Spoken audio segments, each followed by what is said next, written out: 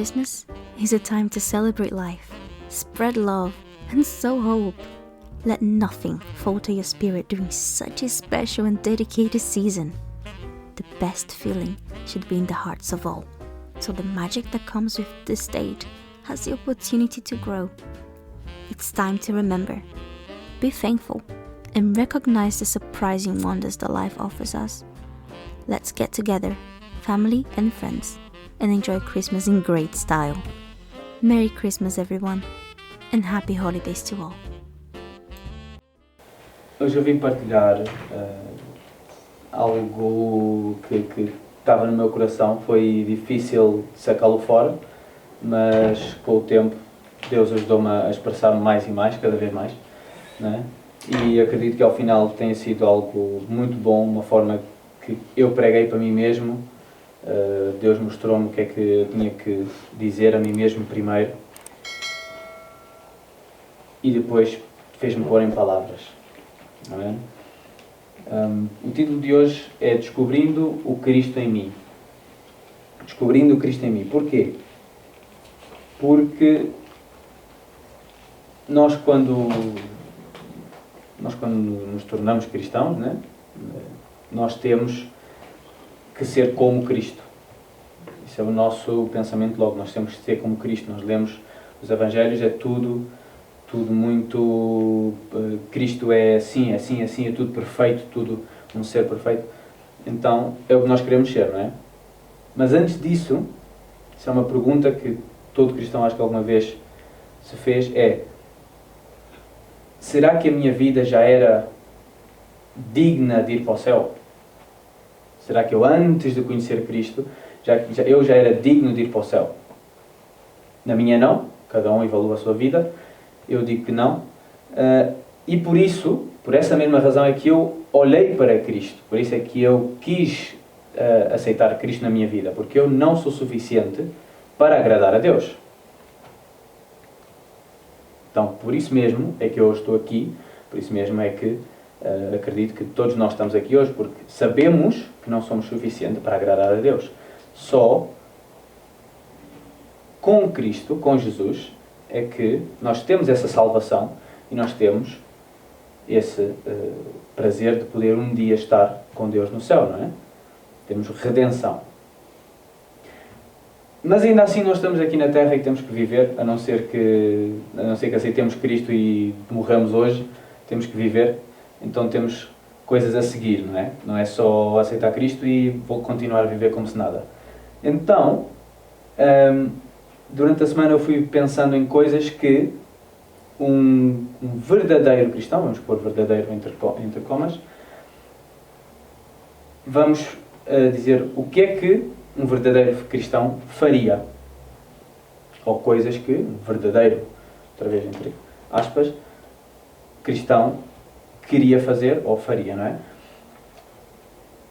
Antes de passar para os pontos, o que é ser um verdadeiro cristão? Em João 14, 21 diz, é Jesus a falar, diz: aquele que tem os meus mandamentos e os guarda, esse é o que me ama.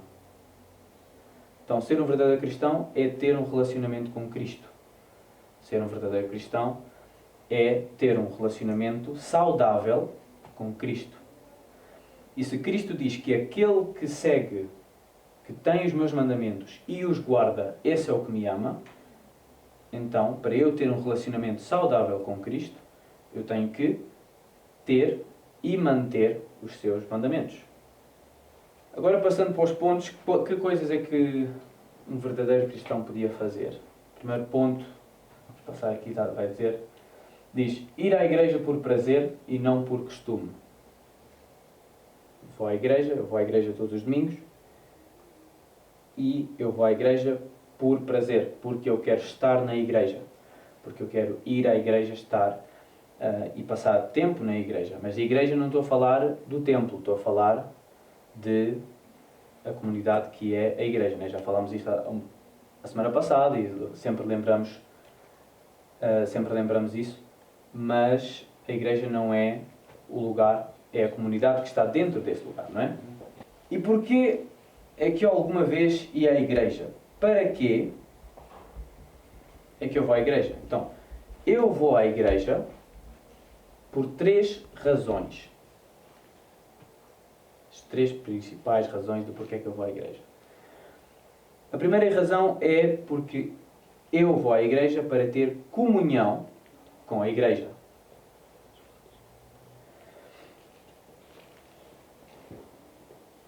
Já falámos que as pessoas é que são a igreja, então se eu quero ir à igreja para ter prazer, para estar na igreja, eu tenho que ter comunhão com as pessoas que estão dentro dessa igreja. Vamos abrir em Eclesiastes 4, vai estar ali no quadro para quem quiser ler também. Eclesiastes 4, 9 a 10 diz: é melhor ter companhia do que estar sozinho, porque maior é a recompensa do trabalho de 2 pessoas. Se um cair, o amigo pode ajudá-lo a levantar-se, mas pobre do homem que cai e não tem quem o ajude a levantar-se. Então é melhor ser a 2 do que ser sozinho. É melhor ter comunhão com uma pessoa do que não ter comunhão com ninguém. Por isso é que eu venho à igreja, para gostar de estar na igreja, porque assim eu posso praticar essa comunhão, não é? Assim, se eu caio, o meu amigo levanta-me, porque se alguma vez vamos ter problemas na vida, e todos temos problemas na vida, se nós não temos comunhão, temos que ir pelos problemas sozinhos. E se temos comunhão, temos alguém para nos ajudar, não é? Temos que lembrar que em Provérbios diz: ferro afia ferro. Outra razão para ter comunhão. Não é só cair. Outra razão para ter comunhão é porque ferro afia ferro. Eu preciso de ter alguém para podermos mutuamente ajudar. Para poder aprender um do outro. Dos bons e dos maus, dos erros e das coisas certas que fazemos. Temos que aprender um do outro. Uma coisa interessante que aconselho a qualquer pessoa, ia dizer jovem, mas qualquer pessoa a fazer, é, quando estudam a Bíblia, ter um parceiro para poder, ou um amigo, para poder estudar a Bíblia com ele. Então, hoje vamos ler Lucas. Então, se nós vamos ler Lucas, eu partilho o que é que eu entendi sobre Lucas e esse amigo partilha o que é que ele entendeu. Porque do mesmo versículo eu posso tirar uma coisa e tu podes tirar outra. Completamente. Então, ferro afia ferro e diz que o homem afia o seu companheiro. 2 amigos entre si, eles ajudam-se ao outro, eles ensinam-se ao outro. Amém? Por isso é que é muito importante ter comunhão. A seguir, porquê é que eu vou à igreja? Eu vou à igreja para servir à igreja. Eu vou à igreja para poder servir às pessoas. Porque as pessoas... nós não vamos à igreja e nós chegamos lá, já está tudo montado, já está lá o pastor que já só entra e prega e vai embora. Não. Há pessoas que servem, há pessoas que vão à igreja para sentar e para adorar a Deus e para cada um faz o seu, mas realmente há pessoas que estão lá para servir. E eu gosto de ir à igreja para servir. Eu prefiro, se não há nada para fazer, prefiro servir a água do que estar sentado, porque eu gosto de servir. Então, o cristão, ele é feito para servir ao outro. Porquê? Porque assim demonstra amor ao seu... a Bíblia diz ao seu vizinho, mas não tem que ser literalmente ao vizinho só, pode ser a qualquer pessoa. Então, eu demonstro amor ao servir a outra pessoa. Então, eu venho à igreja para servir. A Bíblia diz que aquele que quiser achar-se o maior será o mais pequeno. Mas aquele que for o mais pequeno será, sim, o maior. Isto vem de um momento onde os amigos de Jesus, estou a lembrar-me, dos discípulos, esqueci da palavra no momento, os discípulos estavam a andar, iam ter com Jesus, e eles estavam todos a discutir quem é que era o maior, quem é que Jesus gostava mais. Né? E quando eles chegaram com Jesus, Jesus perguntou-lhe: o que é que vocês andavam ali a falar? O que é que andavam ali a discutir? Ouvi muito ruído, o que é que andavam a falar? E eles não quiseram responder. Mas Jesus já sabia o que é que eles vinham a falar, porque Jesus sabia tudo. Então, Ele, antes deles chegarem, nem sequer a quiseram contar, mas Jesus já sabia o que é que eles vinham a dizer. E Jesus diz, em Marcos 9, 33 a 35, diz: assentando-se, Jesus chamou os 12 e disse: se alguém quiser ser o primeiro, será o último e servo de todos. Se eu quero vir à igreja e ser o maior e que todo mundo saiba o meu nome e que seja o David o craque, não. Eu não vou lá, eu não venho cá para estar sentado e para que todos me sirvam. Eu venho cá para servir. Se eu quero ser amigo de todos, eu sirvo a todos para que todos possam me conhecer. Então eu vou-me pôr na posição mais baixa, a servir a água. Realmente não há posição baixa na igreja, né? Mas eu vou querer servir ao meu irmão. Porquê? Porque assim mostro que eu tenho prazer no que estou a fazer. Porque ninguém vai se pôr a servir água só para ser o maior. Ninguém serve. Eu gostava de ver alguém com o coisa do café a andar, com a jarra do café, a dizer: pá, sou maior, pá, sirvo o café. Sou o ganda craque, sirvo o café. Quer café, irmão? Quer café? Toma. E o terceira coisa, porque é que eu venho à igreja? Eu venho à igreja para celebrar.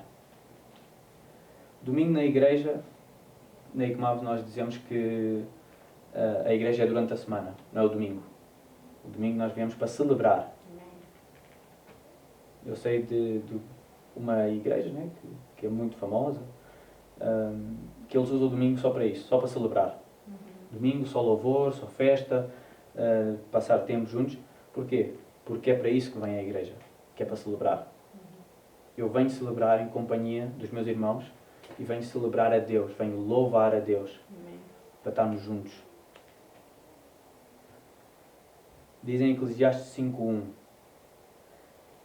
quando você for ao santuário de Deus, seja reverente. Quem se aproxima para ouvir é melhor do que os tolos que oferecem sacrifício sem saber que estão agindo mal. Ouvi hoje uma história sobre uns jovens que estavam fora da igreja a fazer maluquice, mas quando foi a hora de comer o pão, não, desculpe, temos que ir à igreja comer o pão. Não, temos que ir. Então, onde é que está aí a reverência? A reverência está quando vão comer o pão. Mas quando é o dia a dia, quando realmente têm que ser cristão, quando realmente têm que honrar o irmão, quando realmente têm que estar na igreja a ouvir, eles estão lá fora a brincar. Estão lá fora a fazer barulho. Mas quando entram na igreja é só para a tradição. Só para comer o pão, só para beber o vinho, porque hoje é culto de ceia, tenho que ir vestido bem, mas de resto não vou, às vezes não vou. Então, quando formos ao santuário, vamos ser reverentes. E Paulo nos ensina a ser reverentes. Quando nós estamos dentro da igreja, temos que ser reverentes um para o outro. Porque não é o santuário que é importante, mas é a pessoa que está lá dentro que é importante. Amém? O segundo ponto, vamos recapitular, coisas que um verdadeiro cristão, outra vez entre aspas, faria, ou como ele agiria.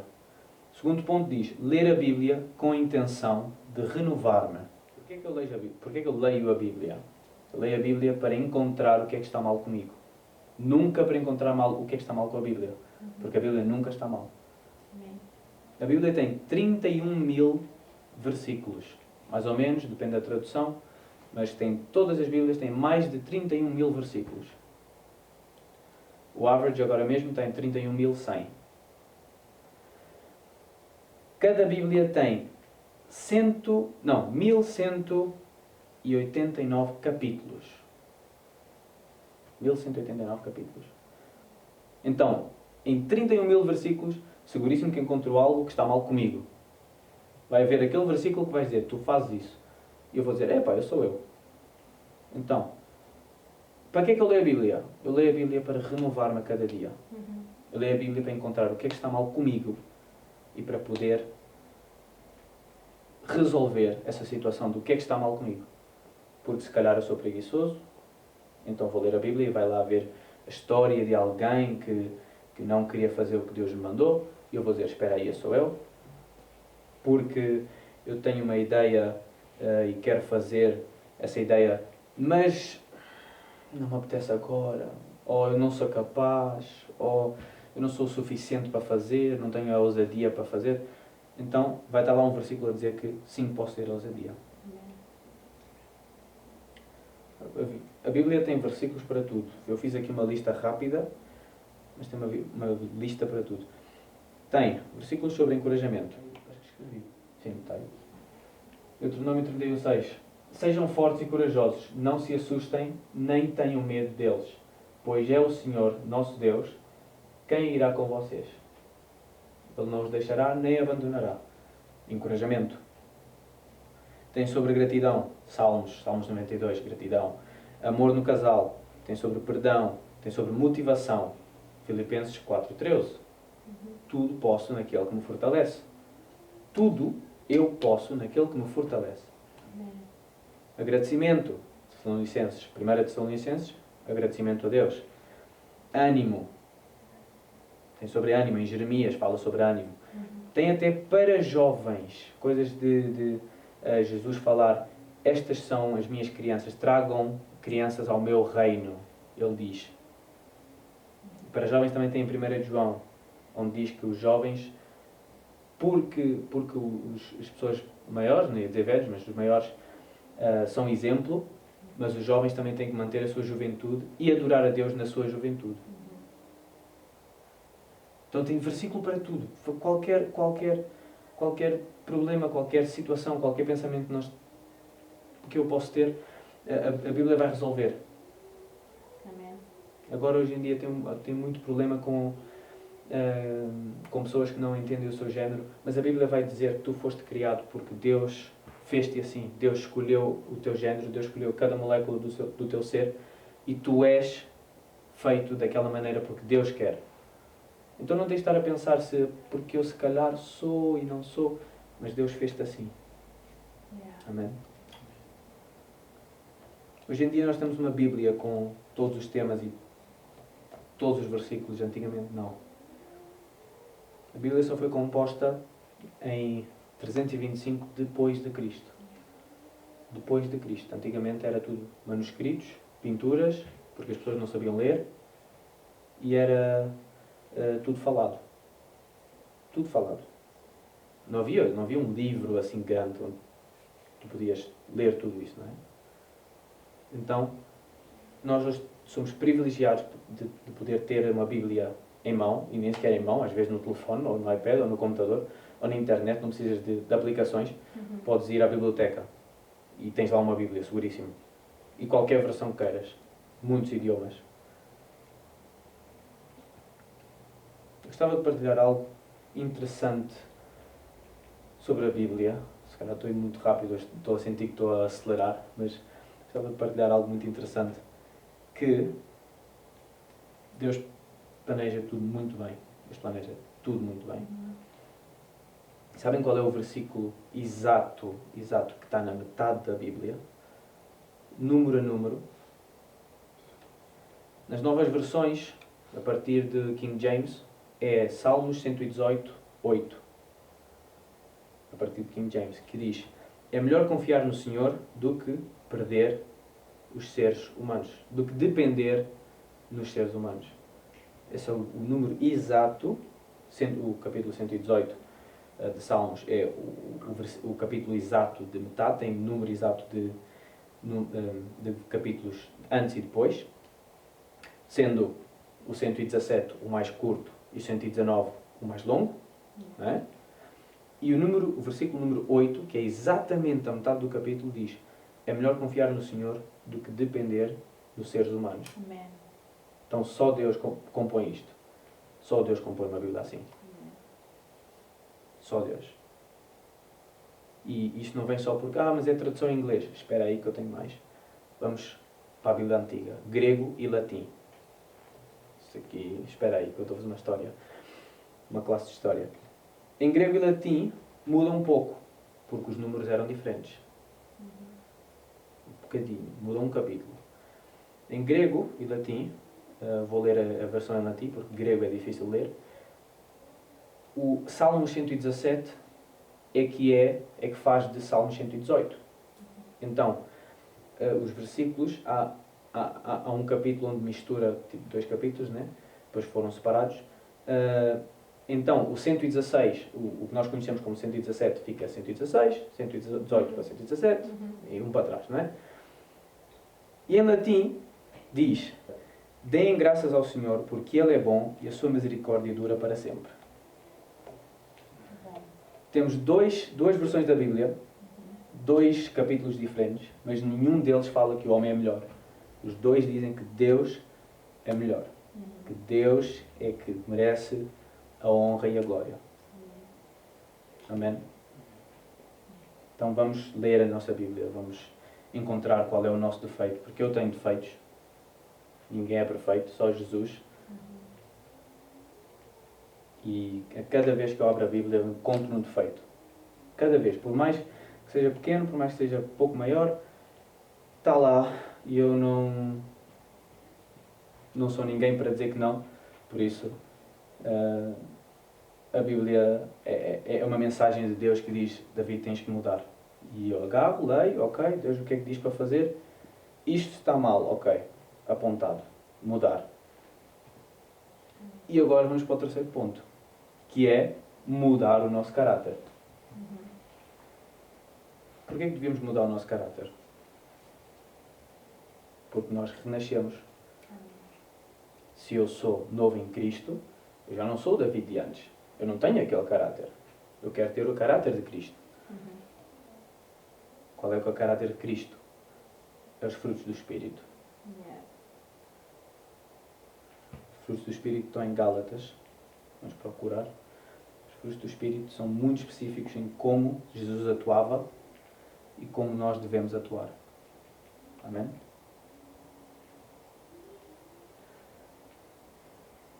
A pergunta real aqui é porque às vezes pode haver alguém que diga: não, mas realmente eu sou como sou, mas Deus ama-me como eu sou, por isso não preciso mudar, eu sou como eu sou. Mas Paulo explica-nos em Romanos 12, 1 a 2 diz: portanto, irmãos, rogo pela misericórdia de Deus que se ofereçam em sacrifício vivo, santo e agradável a Deus.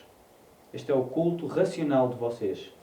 Não se amoldem ao padrão deste mundo, mas transformem-se pela renovação da sua mente, para que sejam capazes de experimentar e comprovar a boa, agradável e perfeita vontade de Deus. Então, se eu não mudar, eu ainda sou do mundo. Eu ainda sou daqui. Eu ainda não sou como Deus quer que eu seja. Então, se eu não mudar, quando é que eu vou experimentar a Deus realmente? Quando é que eu vou ter comunhão com Deus? Quando é que eu vou ter comunhão com Jesus como Ele quer que eu tenha? Eu não vou ter porque eu não quero mudar, porque eu acho que eu mereço ser assim e que Deus me ama. Mas eu não mereço. Para que Deus ama-me de todas as formas, não quero dizer que não, mas para eu ter comunhão com Deus como Ele quer, eu tenho que deixar para trás algo e agarrar o seguinte. É como nas lianas. Quem viu Tarzan? Ele, para agarrar a seguinte liana, não pode estar a segurar a anterior. Porque senão não se move, fica assim no meio. E ele é que sofre. Não é? Quem viu Tarzan sabe. Então como é que eu vou mudar? Eu tenho que deixar que o Espírito trabalhe. E seguindo tudo o que falamos hoje, eu vou ler a Bíblia, eu vou ter comunhão com a igreja, eu vou ouvir os cultos, eu vou começar a servir, porque isso vai me fazer mais humilde, e ao final o Espírito Santo vai mudar o meu interior, e aí é que eu vou mudar, e aí é que eu vou ter o resultado, que é ter comunhão com Deus. Não é? Então é tudo uma corrente, tudo uma escada, começas no primeiro degrau, tudo a subir, e o topo é ter comunhão, e depois daí é tipo elevador. Pois isso já... Eu diria que acabássemos a orar, agradecer a Deus, porque foi algo difícil de escrever, algo difícil de elaborar, mas enquanto estava aqui a falar, isto saiu muito mais fluido do que eu esperava. Eu tenho aqui tipo 3, 4 páginas de fala, mas saiu tudo assim automático. Então, vamos chorar, vamos agradecer a Deus. Amém. Amém. Pai, obrigado, Senhor, obrigado porque deste-me o poder, Senhor, estar aqui, deixaste-me estar aqui, Senhor, puseste-me Tu nesta posição, Pai. Amém. Obrigado, Pai, porque Tu tens sido bom, tens revelado, Senhor, a Tua presença nesta igreja, Senhor. Amém, Jesus, amém. Tens revelado o Teu poder e o Teu ser, Senhor. Amém.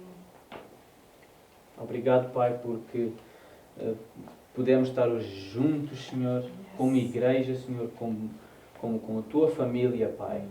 Como o pastor Paulo João, Senhor, ele disse, nós somos família, Senhor. Nós somos família aqui, nós somos família com Portugal, Senhor, nós somos família, Pai, com outras igrejas, Senhor. Queremos ser família, Senhor. Queremos ter comunhão com elas, Pai. Queremos que Tu estejas no meio, Pai, para poder chegar lá, Pai. Em nome de Jesus, Pai. Obrigado, Pai. Amém. Amém. Amém.